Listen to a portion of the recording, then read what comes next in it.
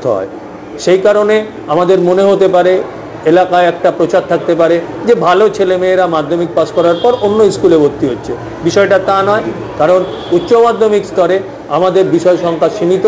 সেইটার দিকে তাকিয়ে কিছু ছাত্রছাত্রী আমাদের বিদ্যালয়ে মাধ্যমিক পাস করার পর অন্য বিদ্যালয়ে ভর্তি হয়। হ্যাঁ, আমাদের বিদ্যালয়ে স্যার যারা হায়ার সেকেন্ডারি পড়েছে তার মধ্যে মানে কয়েকটা বছর মধ্যে আমরা এই সায়েন্স চালু করেছি, তার মধ্যেই আমাদের ছাত্রছাত্রী তো বিভিন্ন জায়গায় কৃতিত্বের সাক্ষ্য দিয়ে গেছে। আমাদের ছাত্রছাত্রীরা মেডিকেলে গেছে, একজন দুজন তারা মেডিকেলে চান্স পেয়েছে, এনআরএস বা অন্য অন্য মেডিকেল কলেজে পড়ছে, আইআইটিতে গেছে, তারাও আমাদের বিদ্যালয় থেকেই হায়ার সেকেন্ডারি করেছে। স্যার আমি বলি, প্রথম যখন উচ্চ মাধ্যমিকে বিজ্ঞান বিভাগ চালু হয় তখন আমাদের ছাত্র সংখ্যা মাত্র 3 ছিল, অর্থাৎ উচ্চ মাধ্যমিকে মাত্র 3 জন ছাত্রছাত্রী আমাদের বিদ্যালয় থেকে এইচএস সায়েন্স নিয়ে পরীক্ষা দিয়েছিল। 3 জনই ফার্স্ট ডিভিশনের নম্বর পেয়েছিল, 75%-এর বেশি। তার পরের বার আমাদের বিদ্যালয়ে সম্ভবত 7 জন উচ্চ মাধ্যমিক পরীক্ষার্থী ছিল বিজ্ঞান বিভাগে। তাদের মধ্যে একজন সে ইতিমধ্যেই এনআরএসে ডাক্তারি পড়ছে, 2 জন ইঞ্জিনিয়ার হয়ে গেছে। এরপর থেকে আমাদের বাকি বিজ্ঞান বিভাগের ছাত্র সংখ্যা প্রতি বছরই একটু একটু করে বাড়ছে। এই মুহূর্তে বিজ্ঞান বিভাগের ছাত্র 13 জন। গত বছরের যারা ছাত্রছাত্রী উচ্চ মাধ্যমিক পাস করেছিল তাদের মধ্যে অনেকেই ইতিমধ্যেই ইঞ্জিনিয়ারিংয়ে পড়া শুরু করে দিয়েছে। সুতরাং আপনি যদি পরিসংখ্যান দেখেন এবং ছাত্রছাত্রীদের পরের বিষয়টা দেখেন তাহলে দেখতে পাবেন যে বিজ্ঞান বিভাগ 2018 সালে চালু করে মাত্র 5-6 বছর হয়েছে। তার মধ্যে আমাদের যে ল্যাব এবং আমাদের ছাত্রছাত্রীদের যে রেজাল্ট সেটা সত্যিই প্রশংসনীয়। এক্ষেত্রে বিদ্যালয়ের কৃতিত্ব কতটা আমি দাবি করতে পারি না, ছাত্রছাত্রীদেরই কৃতিত্ব সম্পূর্ণরূপে। আর একটা কথা বলার আছে, আমাদের স্কুলে যেভাবে বিজ্ঞানের ল্যাবরেটরিতে পরীক্ষাগারে প্র্যাকটিক্যাল ক্লাস করানো হয়, আমার মনে হয়, আমার যা ধারণা আছে তাতে এই রকম যত্ন নিয়ে প্রতিটি প্র্যাকটিক্যাল, সিলেবাসে থাকা প্রতিটি প্র্যাকটিক্যাল ফিজিক্সের ল্যাবে করানো হয়, কেমিস্ট্রির ল্যাবে করানো হয়, বায়োলজির ল্যাবে করানো হয় এবং তার জন্য ছাত্রছাত্রীরা উদ্গ্রীব হয়ে থাকে কখন স্যারের প্র্যাকটিক্যাল ক্লাস হবে। এছাড়াও থিওরি ক্লাসও আমাদের যথেষ্ট ভালোভাবেই করানো হয়। প্রতিটি বিষয়ে যথাযথ শিক্ষক শিক্ষিকা আছেন, যোগ্যতা সম্পন্ন শিক্ষক শিক্ষিকা আছেন যারা উচ্চ মাধ্যমিকের বিষয়ের খাতা দেখেন। তার মানে আমাদের সাকসেস রেট যদি আমরা শতকরা হিসাবে দেখি, নৈহাটির সমস্ত বিদ্যালয়কে আমরা হার মানাতে পারি, কারণ তারা সংখ্যার দিকে এগিয়ে। কিন্তু আমরা যদি শতকরা সাকসেসের দিকটা দেখি তাহলে আমরা অল্প ভর্তি নিই এবং প্রত্যেকেই ভীষণ রকম ভালো নম্বর পায় এবং তারা প্রত্যেকেই নিজ নিজ ক্ষেত্রে সফল। এটা তো একেবারে সঠিক, এটা একেবারে সঠিক কথা স্যার, এবং পরিসংখ্যান সেই কথাই বলবে। আমি প্রচারে বিমুখ এবং প্রচার আমরা করতে চাই না, কিন্তু আমাদের স্কুলের রেজাল্ট, আমাদের স্কুলের রাস্তার পাশে স্কুল, তার দেওয়ালে টাঙানো আছে। 1 বছর 2 বছরের রেজাল্ট না, শুরু থেকে 2001 থেকে আমাদের উচ্চ মাধ্যমিক শুরু হয়েছে, 2023 পর্যন্ত 24 সাল পর্যন্ত রেজাল্ট আমরা টাঙিয়ে রেখেছি। যে কেউ এসে দেখে যেতে পারেন, এখানে কোনো লুকোচাপার কিছু নেই। এবং যে কেউ এসে আমাদের বিদ্যালয়ের ল্যাবও দেখে যেতে পারে, কারণ এটা সরকারি সম্পত্তি। আমি চাই ব্যাপারটা পুরোপুরি সবার জানার মধ্যে থাকুক। আমাদের ল্যাবে দায়িত্ব নিয়ে বলতে পারি, আমাদের ল্যাবে প্রতি মুহূর্তে যে সমস্ত জিনিসের অভাব হয় সেগুলো কেনা হয় এবং সরকারি যে অনুদান আমরা পাই, ভূগোলের ল্যাব অসাধারণভাবে তৈরি করা হয়েছে, সেটা একটা প্রদর্শনীর মতো। সেই জন্য আমি বলছি যে আমাদের বিদ্যালয়ের ওপর যে ছাত্রছাত্রীরা ভরসা রেখেছে, উচ্চ মাধ্যমিকে তাদের রেজাল্ট সেই কথাই প্রমাণ করে যে স্কুল তাদের পাশে ছিল এবং তারাও পড়ে নিজেদের চেষ্টায় রেজাল্ট করেছে। দেবাশিসবাবু, আমি বলবো যে আমাদের উত্তর গরিবা পল্লীবাংলা উচ্চ বিদ্যালয়ে আমাদের মাধ্যমিক স্তরে অনেক ছাত্রছাত্রী পাস করে এবং তাদের মধ্যে অনেকে অন্য জায়গায় চলে যায়।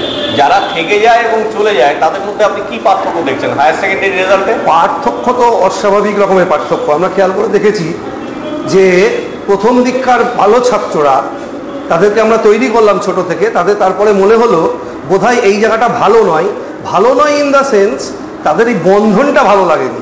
তারপরে তারা বন্ধন মুক্তি চেয়েছে, অন্যান্য নাম করা স্কুলে গিয়েছে এবং তুলনায় তাদের থেকে কম মেধার ছাত্রছাত্রীরা আমাদের এখানে রয়ে গেছে। দেখা যাচ্ছে যখন ফলাফল বেরোচ্ছে উচ্চ মাধ্যমিকের, তখন থেকে উল্টোটা। প্রথম দিককার ছেলেমেয়েরা যারা চলে গেছিল তারা যদি 75% নম্বর পায়, আমাদের স্কুলে যারা মধ্যম মেধার ছাত্রছাত্রী রয়ে গেল তারা 85% নম্বর পাচ্ছে। তার দুটো কারণ।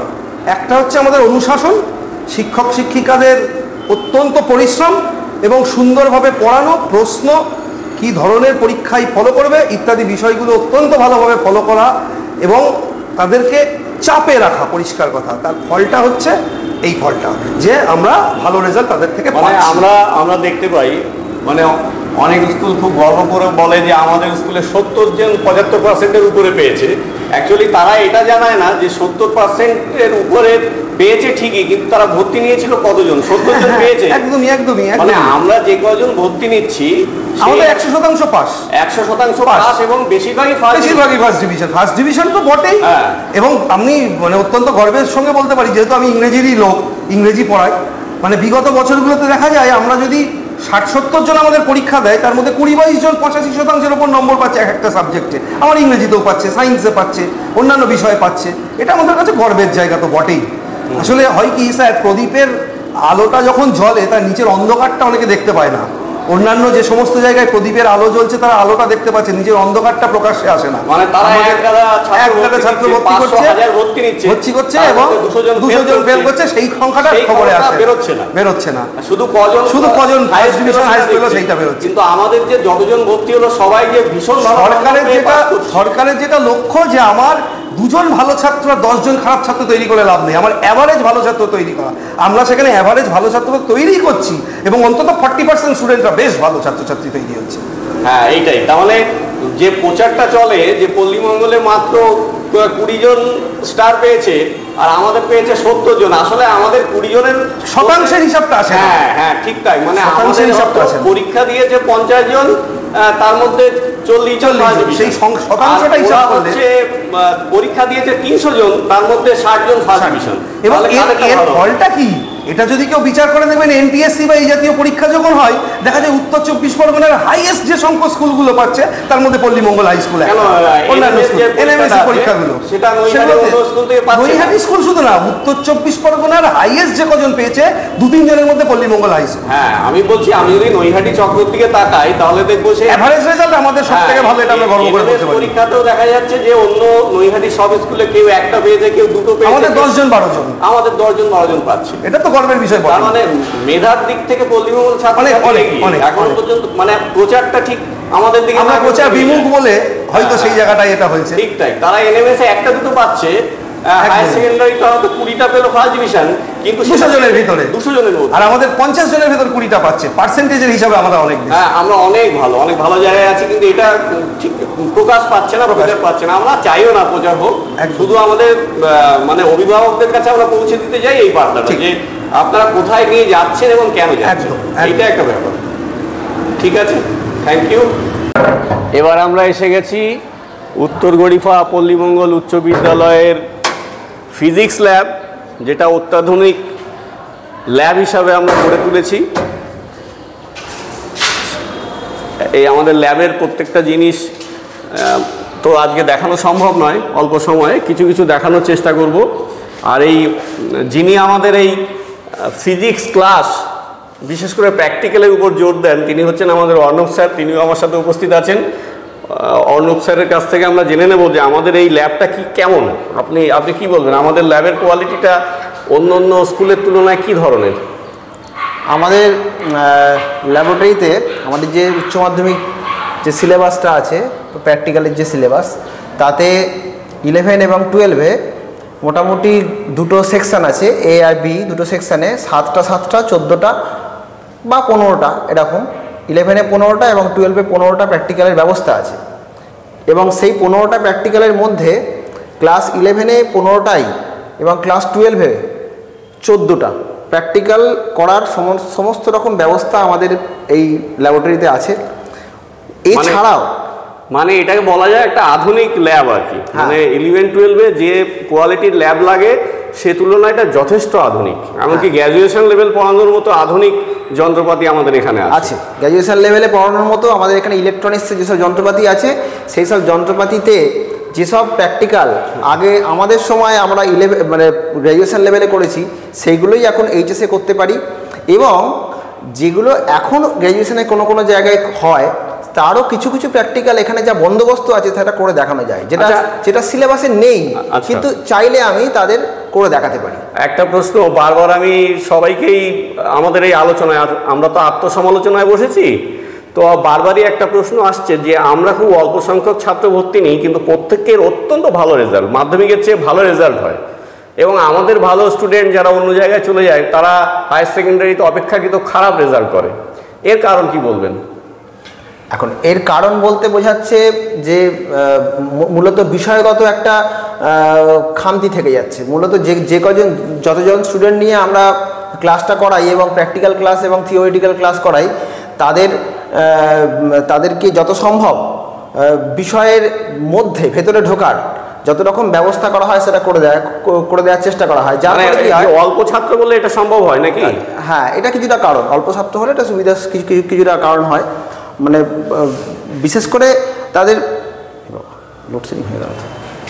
আচ্ছা, এখন যে এই যন্ত্রটার সামনে দাঁড়িয়ে আছে এটা কি কাজে লাগে?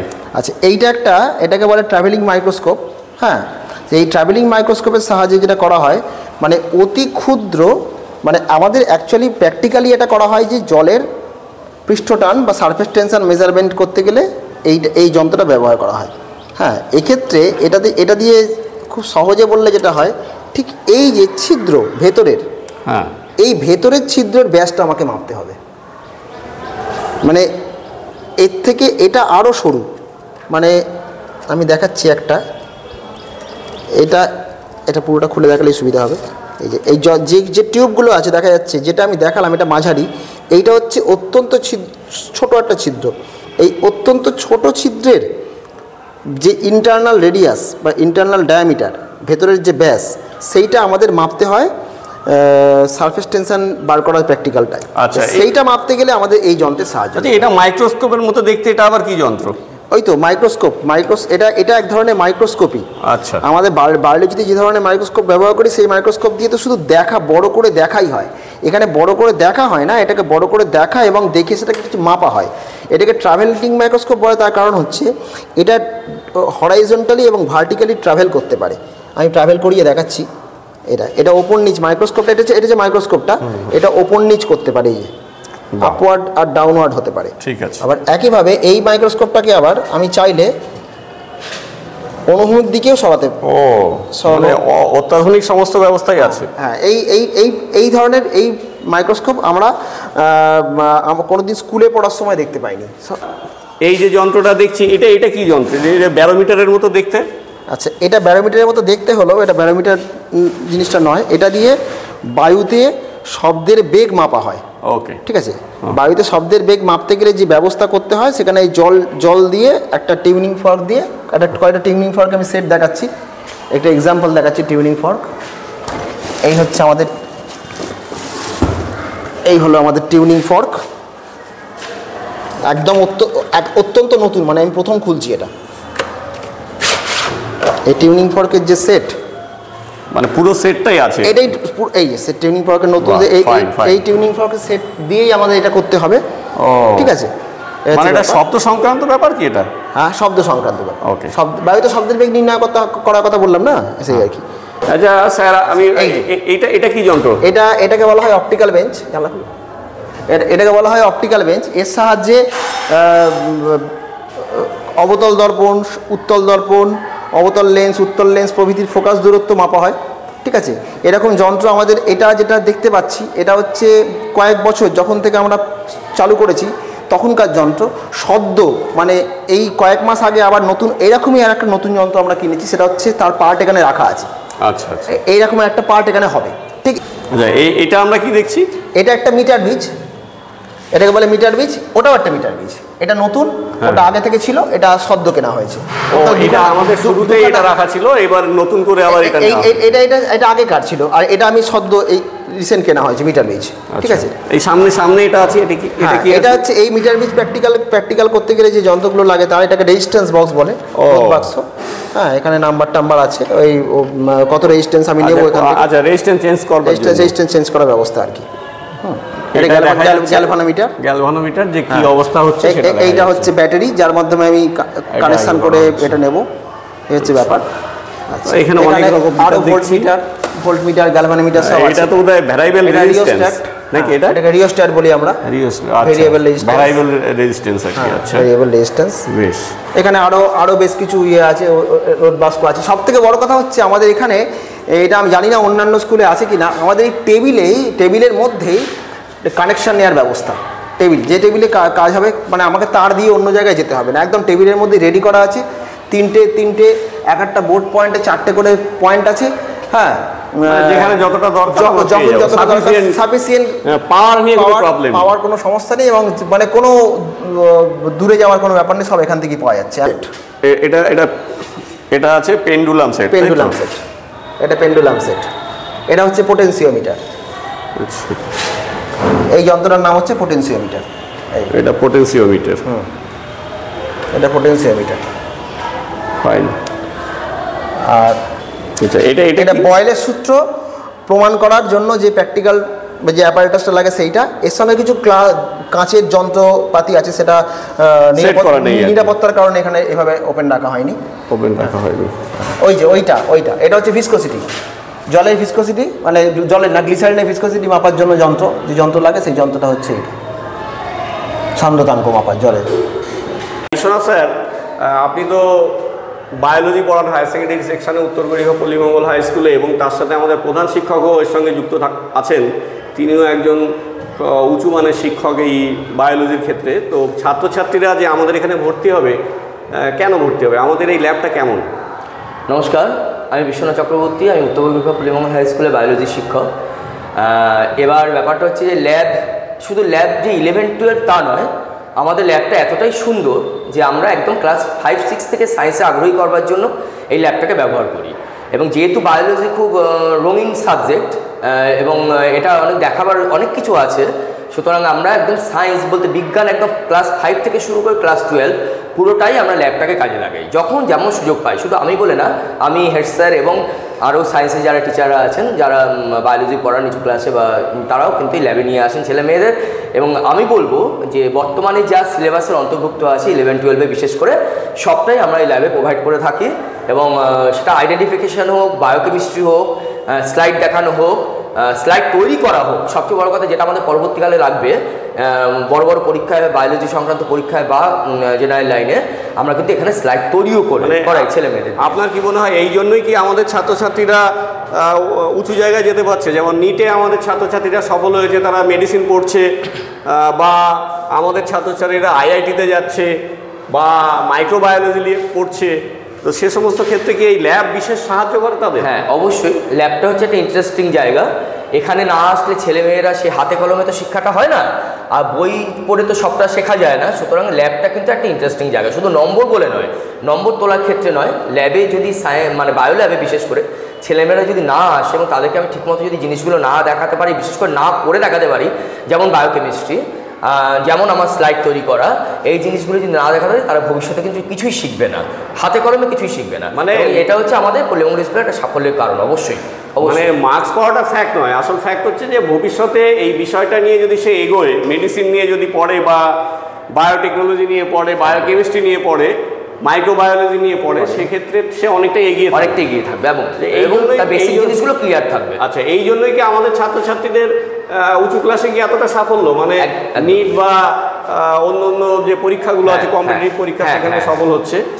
আচ্ছা, এখানে আমরা দেখছি আমাদের স্পেসিমেন বিভিন্ন কপি রাখা আছে। এই যে ডিএনএটা বানিয়েছে, এটা তো আমাদের ছাত্রছাত্রীরাই বানিয়েছে, পাশে কোষও তাই, কোষও ছাত্রছাত্রীরা বানিয়েছে। তার মানে তাদের এই অভিজ্ঞতাটা আছে যে জিনিসটা কি, স্যাররা এমনভাবে শেখাচ্ছেন যে সেটা দেখে তারা অনুপ্রাণিত হচ্ছে যে এটা হচ্ছে আসল ডিএনএ আরএনএর অরিজিনাল মডেল, এটা দেখে ছাত্রছাত্রীরা বানিয়েছে, তাই তো স্যার? একদমই। চোখ, দাঁত, উপরে মস্তিষ্ক, হৃৎপিণ্ড, এটা হৃৎপিণ্ড। হ্যাঁ, হৃৎপিণ্ড মানে অনেক মডেল আমাকে, এবং প্রত্যেকটা আমরা ক্লাসে গিয়ে পড়াই, নিয়ে যাই। টিচিং লার্নিং মেটেরিয়াল টিএলএম হিসেবে আমরা কিন্তু প্রত্যেকটা ক্লাসে এগুলো নিয়ে যাই, এবং তারা অনেক উদ্বুদ্ধ হয় এগুলো দেখে, তাদের কাছে অনেক ব্যাপারটা ক্লিয়ার হয়।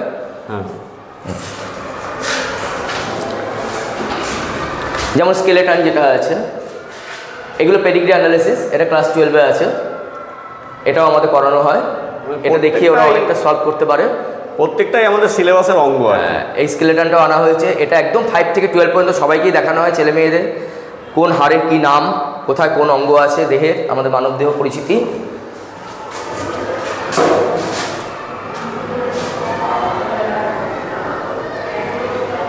আর এটার মধ্যে তো আমাদের ইকুইপমেন্টগুলো রাখা আছে, ল্যাবের সমস্ত মানে আছে, যেগুলো ডিসেকশন বক্স থেকে দরকার হয় যেগুলো সেগুলো আছে।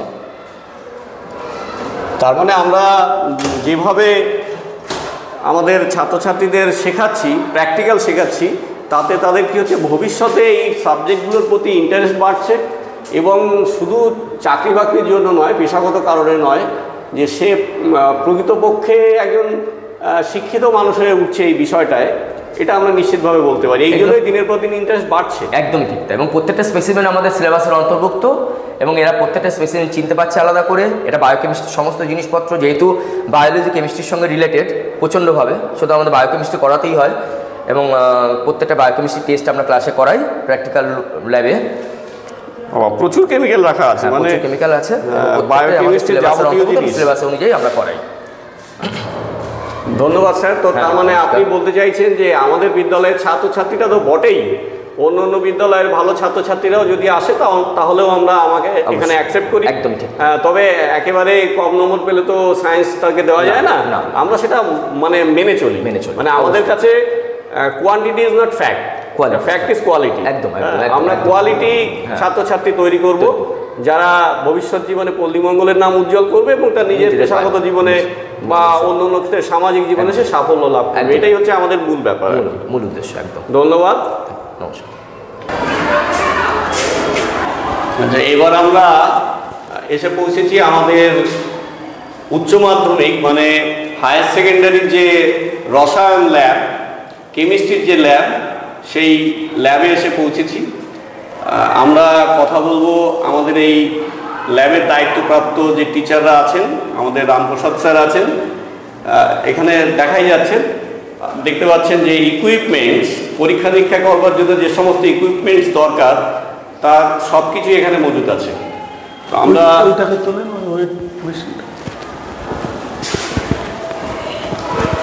আচ্ছা, এটা কি স্যার, এটা কি মেশিন? এটা ওয়েট মেশিন। ও মানে কোনো পরীক্ষা নিরীক্ষা করার আগে যেটা, আচ্ছা, ডিজিটাল ওয়েট মেশিন, যেটা পরীক্ষা নিরীক্ষা করার আগে সূক্ষ্ম জিনিস মাপবার জন্য যেটা ব্যবহার করা হয়। আর এগুলো হচ্ছে প্ল্যাটিনাম ওয়্যার। আচ্ছা, এগুলো প্ল্যাটিনাম ওয়্যার। আর এই যে হচ্ছে ল্যাক্টোমিটার, দুধের পিউরিটি মাপার জন্য। আচ্ছা স্যার, আপনি একটু সামনে আসুন না একটু, আমি তো বিজ্ঞানের ব্যাপারটা একটু কম বুঝি, আপনি যদি পরপর বুঝিয়ে দেন এগুলো কি আছে, পরপর যদি একটু বলেন। এগুলো পিপেটিং করা হয়। আচ্ছা, এর মাধ্যমে পিপেটিং করা হয় এবং এটা হচ্ছে পিপেট স্ট্যান্ড। এটা হচ্ছে আমাদের বুলেট, যার সাহায্যে আমরা টাইটেশন করি, এবং এটা হচ্ছে আমাদের বুলেট স্ট্যান্ড, যার সাহায্যে বুলেটটাকে আমরা আটকে রাখি বা ধরে রাখতে সাহায্য করে, সেটা হচ্ছে বুলেট স্ট্যান্ড। এগুলো হচ্ছে মেজারিং সিলিন্ডার, যার সাহায্যে আমরা ভলিউমটাকে মেজার করি, মেপে নিই। এটা হচ্ছে আমাদের বিকার, যেটাতে আমরা সলিউশন তৈরি করি বা প্রিপারেশন করি। এটাকে বলা হয় কনিক্যাল ফ্লাস্ক, যেটার সাহায্যে মূলত আমরা টাইটেশনে ব্যবহার করি।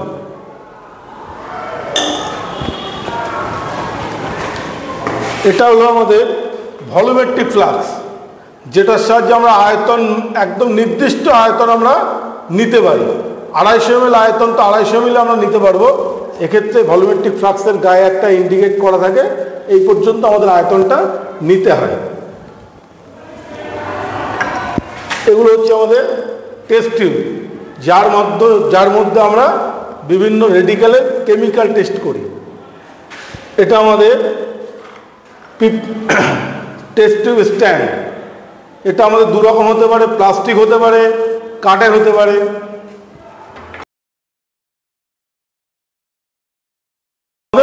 লাগবে, সেক্ষেত্রে আমাদের পোটেনশিওমিটার অ্যাপারেটাস লাগছে, আমাদের মেল্টিং পয়েন্ট অ্যাপারেটাস লাগছে, যার সাহায্যে আমরা কোনো একটা সলিড বা লিকুইডের মেল্টিং পয়েন্ট এবং বয়েলিং পয়েন্টটাকে নির্ণয় করতে পারবো। সেগুলো আমাদের আগের সিলেবাসে ছিল এবং অনেক স্কুলে ছিল না যন্ত্রপাতিগুলো, কিন্তু এগুলো আমাদের ইকুইপমেন্টসগুলো আমাদের অনেক আগে থেকেই ছিল। যেমন মেল্টিং পয়েন্ট এই স্কুলে 2016 সাল থেকে আছে এবং 2016 সাল থেকে আমরা ছাত্রদেরকে মেল্টিং পয়েন্ট দেখানো শেখাই কিন্তু এটা আমাদের বিগত সিলেবাসের মধ্যে ছিল না, কিন্তু যেহেতু আমাদের অ্যাপারেটাসটা ছিল সেই জন্য আমরা বিগত 16 সাল থেকে ছাত্রদেরকে দেখিয়ে আসছি, যার জন্য ওরা অনেকটা অ্যাডভান্টেজ জায়গা পাবে। যেমন অন্য স্কুলে ওটা ছিল না, এখন অনেক আনতেও পারে তাদের ক্যাপাসিটি অনুযায়ী, যদি এনে থাকে এখন থেকে তারা দেখাতে পারবেন, কিন্তু আমরা অনেক আগে থেকে এগুলোকে দেখিয়ে এসেছি ছাত্রদের। তার মানে আমরা বলতে পারি আমাদের স্কুলের যে ল্যাব সেটা যথেষ্ট আধুনিক এবং অন্য অনেক স্কুলকে হার মানিয়ে। আমরা তো স্কুলের নাম করছি না, আর আমরা তো হায়ার সেকেন্ডারিতে যখন ভর্তি নিই আমরা অত্যন্ত বাছাই করেই নিই, মানে আমরা চাই হচ্ছে কোয়ালিটি। আমাদের দরকার নেই, আমরা একটা নির্দিষ্ট নাম্বার ছাড়া আমরা কখনো সায়েন্সে ভর্তি নিই না। সেক্ষেত্রেও পাশের অন্য স্কুল অনেকে অনেক কম নাম্বারে নিচ্ছে, কিন্তু আমরা নিই না। সেক্ষেত্রে আমাদের ছাত্র কমও, কিন্তু আমাদের কোয়ালিটিটা। এই জন্যই কি আমাদের ছাত্ররা সব ডাক্তারি বা বায়োলজিক্যাল যে সমস্ত ল্যাব সংক্রান্ত রিসার্চ আছে পরবর্তী সময়ে সেই সমস্ত জায়গায় যেতে পারছে? যেতে আইআইটি চান্স পেয়েছে, ডাক্তারি পাচ্ছে। রিসেন্ট 2-3টে ছাত্র আমাদের ডাক্তারি পড়ছে। বা আমি রিসেন্ট আর একটা খবর পেলাম, আমাদের একজন ছাত্র আইআইটি পড়ছে, সে বোধহয় সম্ভবত ত্রিপুরাতে থাকেন। হ্যাঁ, ত্রিপুরা হচ্ছে তিরুপতি আইআইটিতে। যাই হোক, মোটামুটি যারা এখান থেকে, আমরা খুব লিমিটেড নিই, আমরা ম্যাক্সিমাম সায়েন্স 15 জন নিই, কিন্তু আমরা একটা সার্ভে করে দেখেছি, সেক্ষেত্রে আমাদের ছাত্রছাত্রীরা 12 ক্লাস পাস করে যাওয়ার পরেও তারা বাইরে গিয়ে বিভিন্ন জায়গাতে ভালো রকমের প্রতিষ্ঠা পাচ্ছে।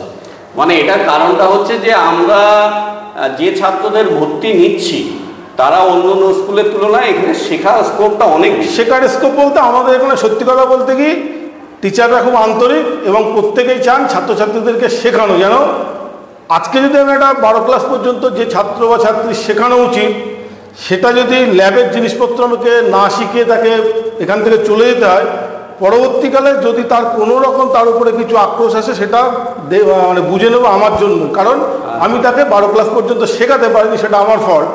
সেই জিনিসটাকে মাথায় রেখেই আমাদের 12 ক্লাস পর্যন্ত বা তার থেকেও যদি আমরা একটু পারি ছাত্রছাত্রীদেরকে বেটার দেওয়ার চেষ্টা করি, কারণ পরবর্তীতে যাতে তারা ভালো নাম করতে পারে। যেমন উদাহরণ হিসেবে বলতে পারি, আমাদের এখানকার ছাত্রছাত্রীরাই বিভিন্ন কলেজে যাওয়ার পরে বা বিভিন্ন জায়গায় যাওয়ার পরে তারা এসে আমাদেরকে বলছে যে স্যার এই প্র্যাকটিক্যাল সংক্রান্ত বিষয় নিয়ে আমাদেরকে কিন্তু কলেজের টিচাররা বা যেখানে আমরা পড়ছি সেখানে কোনো রকম মানে গালমন্দ করতে পারছে না, কিন্তু আমাদের পাশেই দেখছি অনেকে কিছু বুলেট চেনে না বা পিপেট চেনে না, কীভাবে পিপেটিং করতে হয় সেগুলো জানে না। ইভেন আমরা পিপেটিং শেখানোর জন্য ছাত্রছাত্রীদেরকে বাড়িতে পিপেট পাঠিয়ে দিই, শেখানোর পরও যারা বাড়ির থেকে তারা শিখে আসে।